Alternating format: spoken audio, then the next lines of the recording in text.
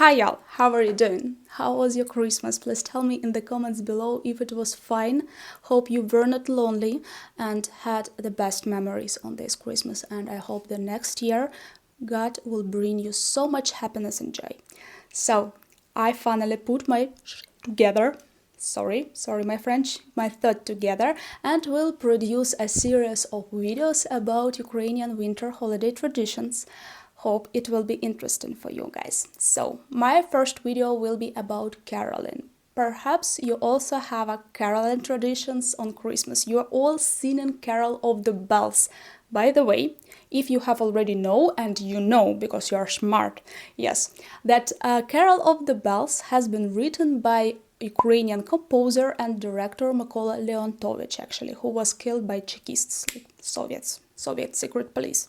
But did you know, guys, that Ukrainian caroling traditions have very deep historical meaning and were born even before Christianity? Of course, now they are adopted to Christian traditions because the caroling means to bring in good news to people's home about Jesus Christ's birth.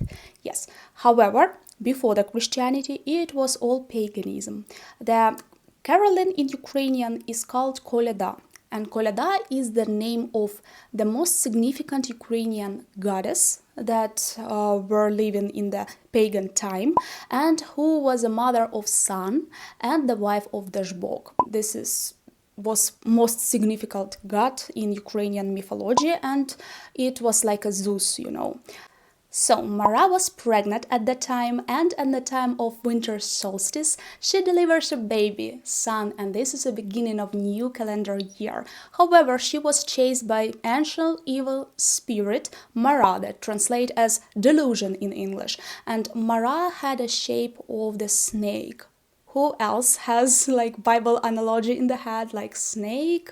You know, goddess, like Eva, or something like that. Or it's just my imagination, guys. So, she was chased, and to survive, she turns herself into the nanny goat. That is why you often see Ukrainian carolers, like in the group, that someone is carrying the Bethlehem star and someone is dressed like a nanny goat. This is because the traditions are so messed and mixed up, paganism, Christianity, and whatever. However, here in Ukraine, we are not embracing paganism. We are not worshipping like sun and other cults. We just enjoying the caroling like a part of national traditions, because you can see Ukrainian embroidery clothing and Ukrainian rushniki in this caroling, and Ukrainian hustочки on the young pretty ladies. Yes, and this all wanted to be taken from us by the Soviets. That is why we are extremely protective of our tradition now, and I have seen on the internet that some people are against paganism in Christian time, in Christian holidays and celebration, but I'm seeing it like involving and reviving Ukrainian history and reviving Ukrainian traditional songs and costumes, and just to transfer it to our children like a heritage. It could be good. Of course, guys, now Christianity adopted all these traditions to their own story, and this is good because carolers are going from house to house, from apartment block to another apartment block now, and telling people good news that in the time of desperation Jesus is among us. He was born to bring the salvation, and I think this is good, and all is good if it serves to the great purpose. What do you think about this?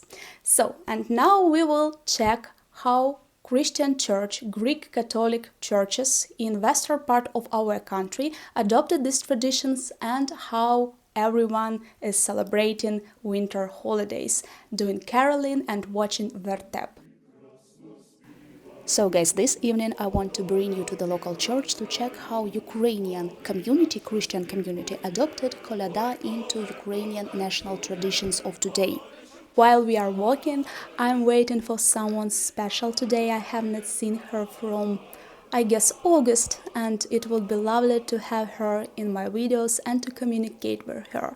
tell me in the comments if you know what I mean. Yeah, guys, I met Irina, that Lviv girl who has a YouTube channel, and their friend Marta, and we have a great time together. Traditionally, I would like to take a pause here and express my appreciation to everyone who supports this YouTube channel, who are writing comments, who are sharing my videos on the social media, because it's very important.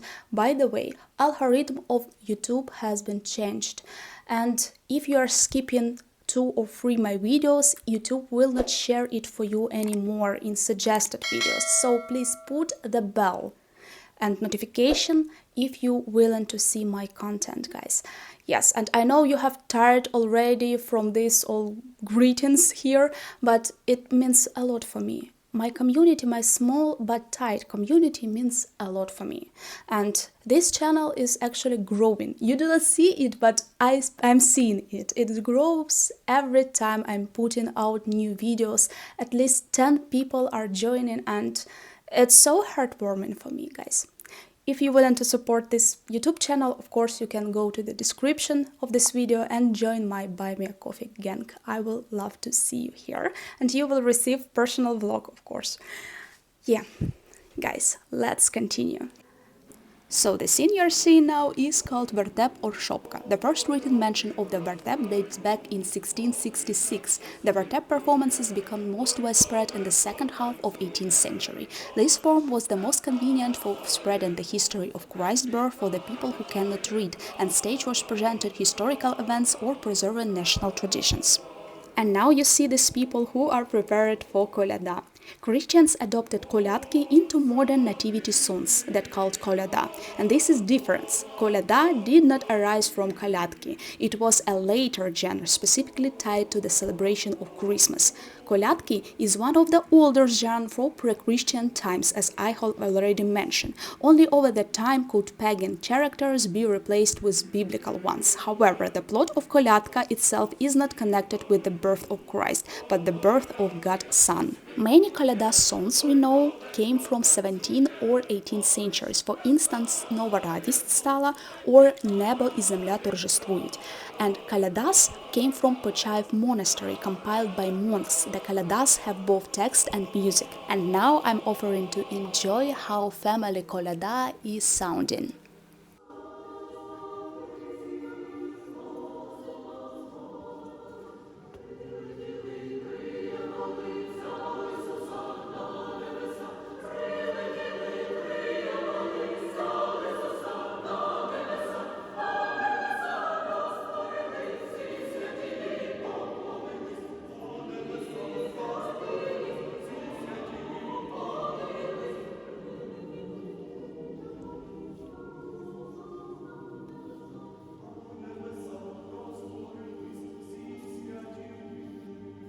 Guys, thank you for watching this video till the very end. It means a lot for me. Please put notification bell, do not forget.